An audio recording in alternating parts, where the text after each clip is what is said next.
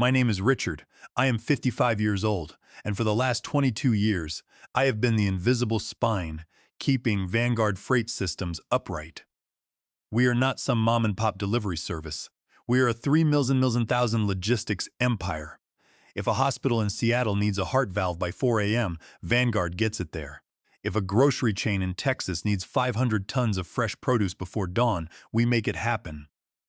I started here when our founder, Edward Montgomery, was still driving trucks himself to make ends meet. Back then, it was about grit, loyalty, and getting the job done. Now? It is a circus, and the clowns are running the show. Edward stepped down a year ago at 72. He wanted to spend his twilight years on a golf course in Florida, leaving the company in the hands of his 32-year-old son, Julian. Julian Montgomery is exactly the kind of guy you picture when you hear the phrase, "trust fund baby." He wears $4,000 suits that look like they were painted on, spends half his day checking his crypto portfolio, and treats the veteran staff like we are, the help. He does not know the first thing about freight, routes, or union negotiations. To him, this company is an ATM and a status symbol. Then there is Chloe. Chloe is 28, and her official title is Director of Vibes. I am not joking. Julian created the position for her. Her job consists of organizing mandatory wellness seminars, picking out organic snacks for the break room, and redecorating the executive suites with overpriced minimalist furniture. They are sleeping together, obviously. Everyone knows it. Nobody says it.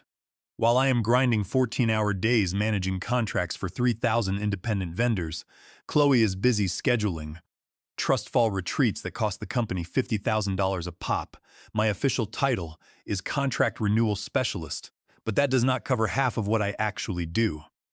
I handle every single vendor agreement, union grievance, and compliance nightmare that comes our way. The independent drivers, the warehouse operators, the fuel suppliers. They do not trust Vanguard, they trust me. I have built relationships with these people over 2 decades. They know I will not screw them over on a technicality, and in return, they give Vanguard priority treatment. Things started going south fast when Julian took over.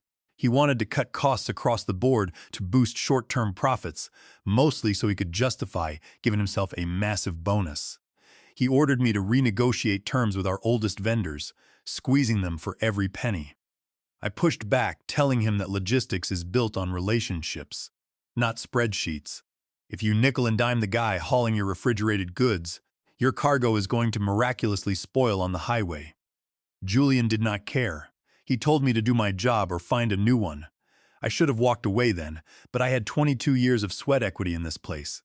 I figured I could manage him, insulate the vendors, and keep the machine running. I was wrong. The breaking point happened on a Tuesday. It was supposed to be Julian's 33rd birthday.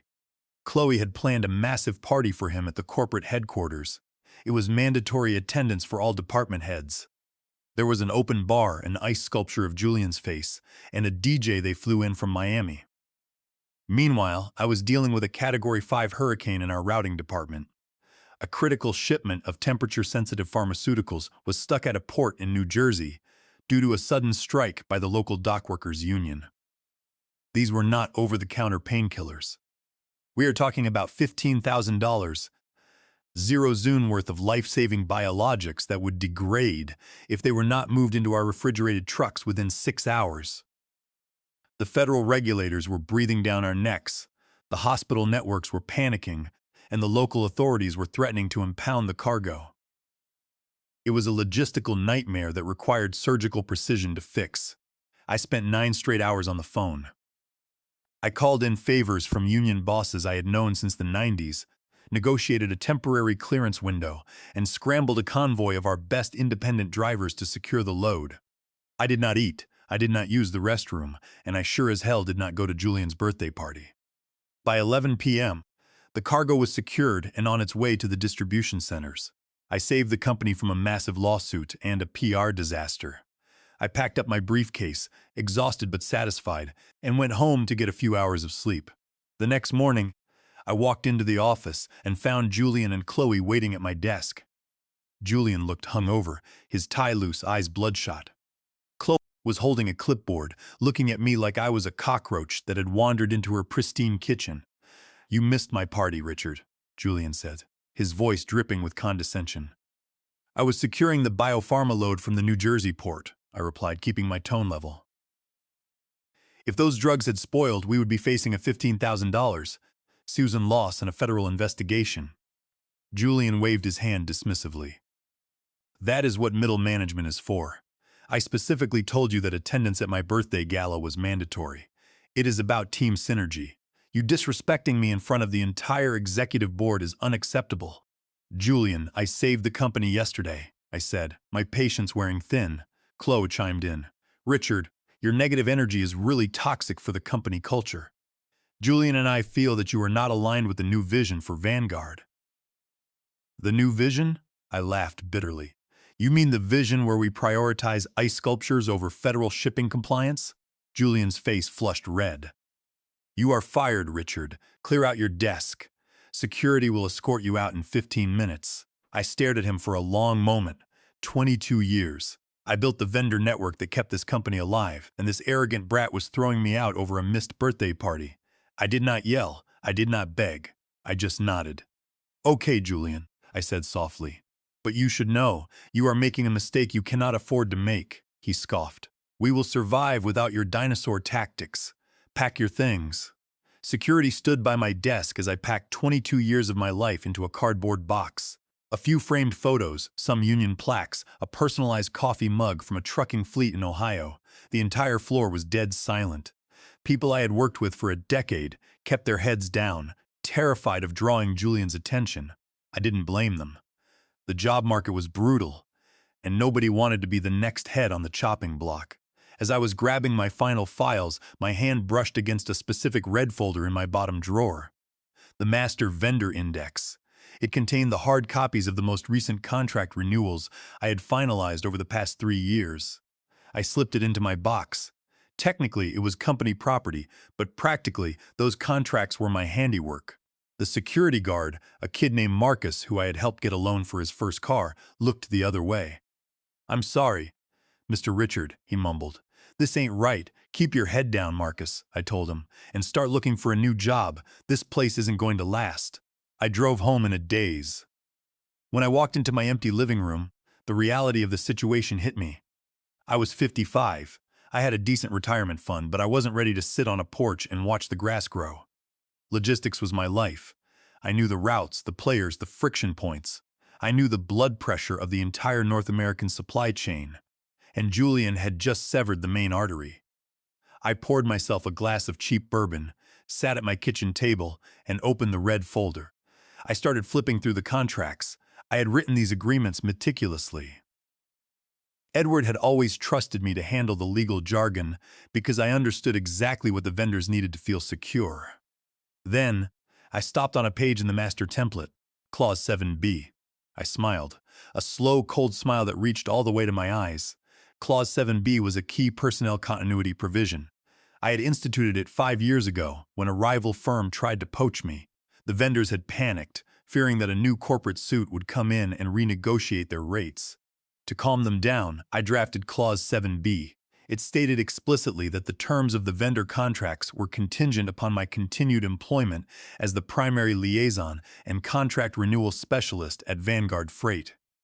If I was terminated, resigned, or reassigned, the vendors had the legal right to instantly halt operations, freeze all current shipments, and demand immediate renegotiation of their rates at a 40% premium, or walk away completely with no penalty.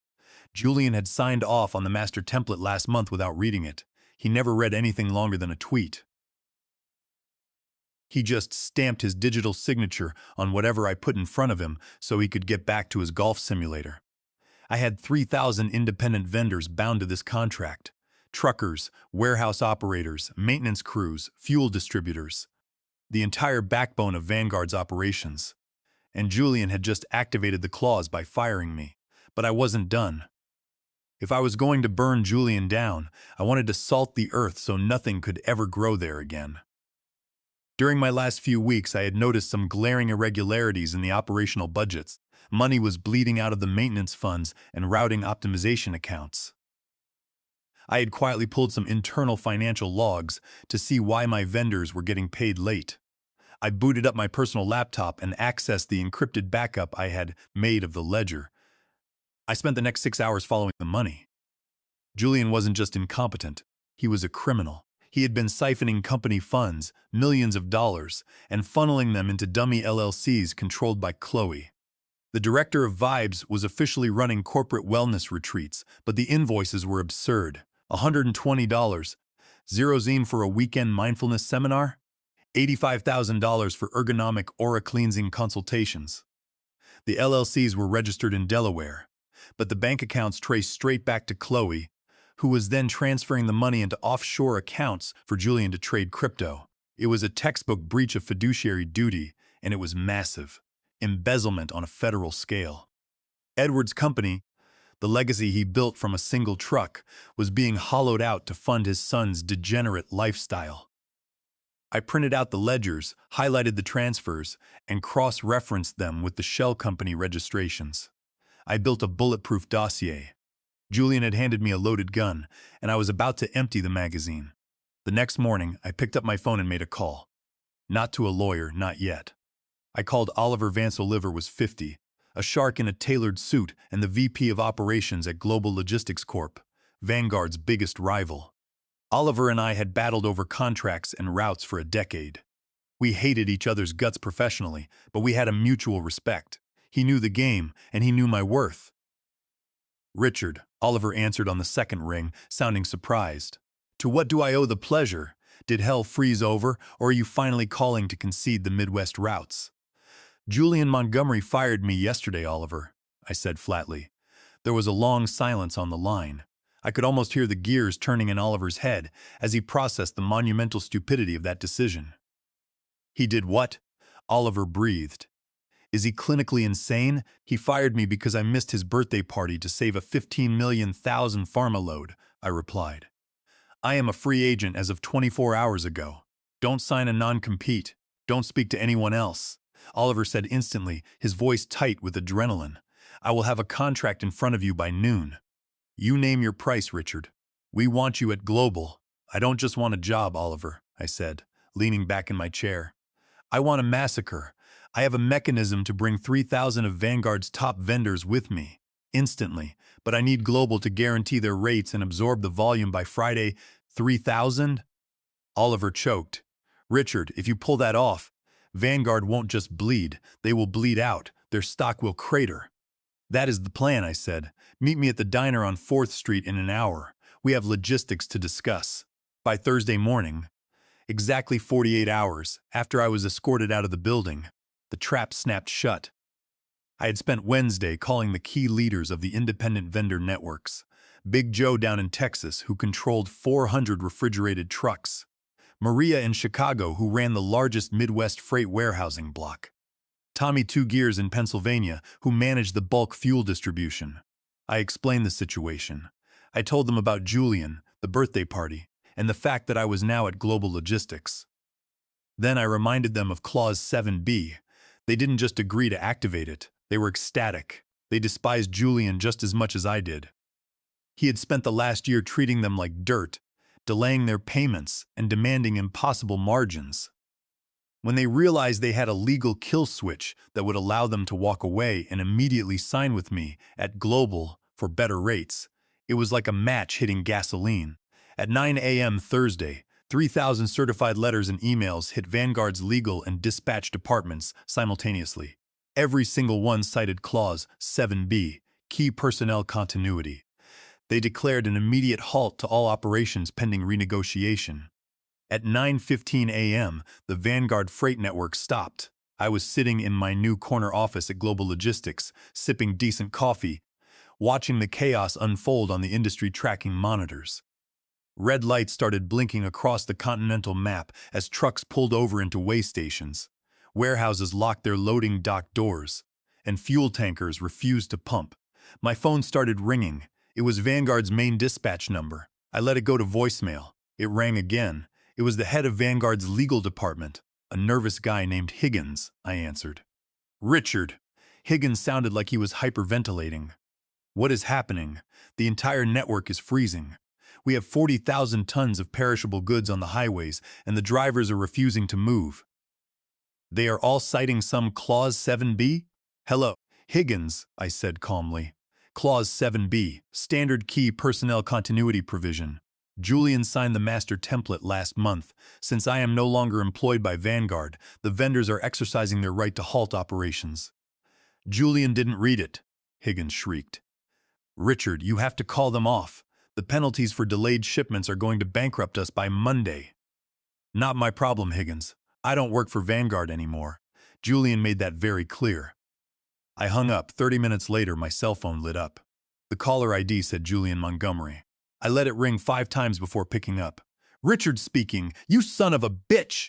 Julian screamed so loud the phone speaker crackled. What did you do? What is this Clause 7b garbage? I will sue you into oblivion. I will destroy you. Julian, you signed the contract, I said, my voice smooth and untroubled. It is legally binding. You terminated my employment, which triggered the clause. The vendors are exercising their rights. They can't just stop driving, Julian yelled. I have a board meeting in 2 hours. The stock is already taking a hit on the rumors. You call them right now and tell them to get back to work, or I swear to God, Richard, I will have you arrested for corporate sabotage. You fired me for missing a party, Julian, I reminded him. I suggest you put on your $4,000 suit, go down to the loading docks, and start driving the trucks yourself. You are the CEO. Show some team synergy. I am going to crush you, Julian hissed, breathing heavily. You think you can play games with me? I have lawyers who will tie you up in court until you are dead. You are nothing, Richard. You are a glorified paper pusher. I am the guy who knows where the bodies are buried, Julian, I said quietly. Julian paused. What does that mean? It means I know about the LLCs in Delaware, I said. I know about the $120,000 mindfulness seminars. I know about Chloe's offshore accounts. And I know you have been embezzling millions in operational funds to trade crypto. Dead silence on the other end of the line. The bluster vanished instantly, replaced by the hollow, suffocating vacuum of pure panic. I don't know what you are talking about, Julian stammered, his voice dropping an octave. I have the ledgers, Julian, I said. I have the routing budgets, the shell company registrations, and the IP logs of the transfers. I have a neat little package of federal crimes tied up with a bow. Richard, listen. Julian sounded like a cornered rat. Let's talk. We can talk about this. You want your job back? You got it. VP of Operations, double your salary. Just call off the vendors and destroy those files. I already have a new job, Julian. VP of Operations at Global Logistics, I said, letting the words sink in. And I don't want your money. I want you to burn, Richard. Please. I am sending the dossier to the board of directors in 10 minutes, I interrupted. And after that, I am sending it to the FBI field office in Chicago. Happy belated birthday, Julian. I hung up, blocked his number, and hit send. On the email draft I had prepared for the Vanguard board of directors, the fallout was catastrophic and instantaneous. By Friday morning, Vanguard Freight Systems was on the front page of the Wall Street Journal, and not for their quarterly earnings. The headline read, Logistics Giant Paralyzes 3,000 Vendors Strike. CEO accused of massive embezzlement. Vanguard's stock price didn't just drop, it plummeted like a stone thrown off a bridge. It lost 60% of its value in the first 2 hours of trading before the exchange halted it. The board of directors, terrified of the SEC and the FBI, immediately suspended Julian and Chloe, locking them out of the building and freezing all executive assets. But the operational crisis was even worse than the financial one. The vendors held firm. Big Joe, Maria, Tommy, and the rest refused to answer calls from Vanguard's crisis management team. Instead, they were signing expedited onboarding contracts with my team at Global Logistics. We were absorbing Vanguard's capacity at a blistering pace. Oliver Vance was pacing around my office, laughing like a maniac as he watched our market share graph shoot straight up into the stratosphere. Richard, you are a goddamned wizard, Oliver said, pointing at the TV screen showing a fleet of trucks switching out their Vanguard decals for global ones. We just acquired $1 billion in market share without spending a dime on marketing. It's just business, Oliver, I said, signing another stack of vendor approvals. When you take care of the people who do the heavy lifting, they take care of you. Julian forgot that. Later that afternoon, I received a visitor at the Global Logistics lobby. It wasn't Julian. It was Edward Montgomery. Edward looked 10 years older than the last time I saw him. The golf course tan had faded into a sickly, ashen gray. He walked with a cane now, his shoulders slumped beneath a worn tweed jacket. When he walked into my office, I stood up out of respect. Despite everything his son had done, Edward had been a decent boss to me for 2 decades. "Richard," Edward said, his voice gravelly and weak. He sat down heavily in the chair across from my desk. "Edward, I am sorry it had to come to this," I said honestly. Edward shook his head, staring at the floor. "Don't apologize. You did what you had to do. You protected the network. I should never have given him the keys. I knew he was arrogant, but I didn't know he was a thief." "Where is Julian?" I asked. "Federal custody," Edward said, a tear rolling down his wrinkled cheek. "The FBI raided his penthouse this morning. Chloe rolled on him instantly, offered full cooperation for immunity. She gave them the hard drives, the passwords, everything. Julian is looking at 15 to 20 years for wire fraud, embezzlement, and breach of fiduciary duty." I nodded slowly. It was a harsh reality, but Julian had dug his own grave and jumped in with both feet. "I didn't come here to ask for mercy for my son," Edward continued. Looking up at me with desperate, tired eyes, he made his bed. "I came here for the drivers, Richard, the warehouse workers, the union guys." I frowned. "The independent vendors are fine, Edward. They are all signing with Global. They aren't missing a paycheck." "Not them," Edward said, his voice cracking. "The internal employees, the mechanics, the dispatchers, the older drivers who are fully vested in the Vanguard pension fund. With the stock cratering and the lawsuits piling up from the delayed shipments, Vanguard is going to file for Chapter 11 bankruptcy by Tuesday. The pension fund will be liquidated to pay off the institutional creditors. 4,000 people are going to lose their retirement." My stomach tightened. I hadn't thought about the pension fund. When a company that size goes under, the working-class employees always get slaughtered in bankruptcy court.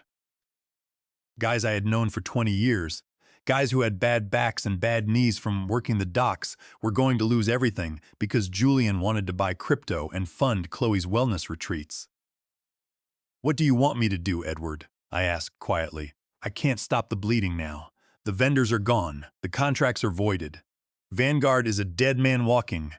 "I know," Edward said, "but the infrastructure still has value. The trucks, the distribution hubs, the physical assets. Vanguard has a market cap of barely 50 thousand right now, down from 3 thousand. It's a fire sale." Edward leaned forward, gripping his cane with white knuckles. "I still control a majority voting block of shares. I convinced the board this morning. We want Global Logistics to acquire Vanguard outright. Not in bankruptcy court. We want you to buy us today." "You want Global to buy a sinking ship?" I asked skeptically. "We'll sell it to you for exactly $1, Edward said, his voice deadly serious. $1 single. In exchange, Global Logistics assumes Vanguard's debt, takes over the physical assets, and most importantly, guarantees the employee pension fund in perpetuity." I stared at him. It was a desperate, unprecedented move. Edward was willing to wipe out his entire family fortune, his life's work, just to make sure his employees didn't lose their retirement. I called Oliver Vance into the office and laid out Edward's proposal. Oliver's eyes widened as he ran the mental math. "Buy Vanguard for $1? Oliver muttered, pacing the room. "We assume the debt, the legal liabilities from the delayed shipments." "The legal liabilities are manageable if we immediately fulfill the backlog," I interjected. "We have the vendor capacity now.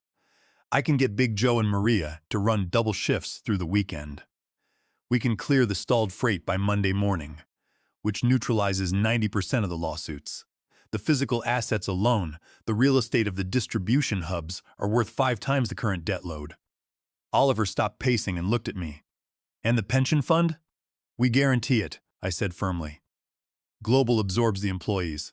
We need the dispatchers and mechanics anyway to handle the massive influx of volume we just took on. It's a clean sweep, Oliver. We don't just beat Vanguard. We consume them. Global becomes the undisputed king of North American logistics." Oliver looked at Edward, who was sitting silently in the corner looking like a ghost. $1, Edward?" Oliver asked. "You are walking away with nothing." "I am walking away with a clear conscience," Edward rasped. "Just save my people." By midnight on Friday, the lawyers had drafted the most aggressive acquisition contract in corporate history. Global Logistics purchased Vanguard Freight Systems in its entirety for a single, crisp $1 bill, which Oliver handed to Edward across a sprawling oak conference table. As part of the terms, Global absorbed all union contracts and fully guaranteed the Vanguard pension fund. Over the weekend, I worked 48 straight hours. I commanded the entire combined network of Global and former Vanguard vendors like a general fighting a war. I deployed 2,000 trucks to clear the stalled freight on the highways. I negotiated settlements with the hospitals and grocery chains, assuring them that Global had taken the helm and their supply chains were secure. By Monday morning, when the markets opened, the crisis was over. The freight was moving, the shelves were stocked, and the world kept turning. Global's stock surged 40% on the news of the acquisition. I was given a permanent seat on the executive board, a 7-figure bonus, and complete autonomy over the vendor network. A month later, I finally took a day off. I drove down to the federal courthouse downtown to watch Julian's sentencing hearing. He looked entirely different. The $4,000 suits were gone, replaced by a drab orange jumpsuit. His hair was a mess, his face pale and sunken. Without his money, his title, and his father's protection, he was just a terrified, arrogant kid who had played a game he didn't understand. Chloe had indeed testified against him. She sat in the gallery, wearing oversized sunglasses, having secured a plea deal that gave her probation in exchange for laying the entire embezzlement scheme at Julian's feet. The judge was merciless. He lectured Julian for 20 minutes on corporate responsibility and greed before handing down a sentence of 14 years in a federal penitentiary, with no chance of early parole for at least a decade.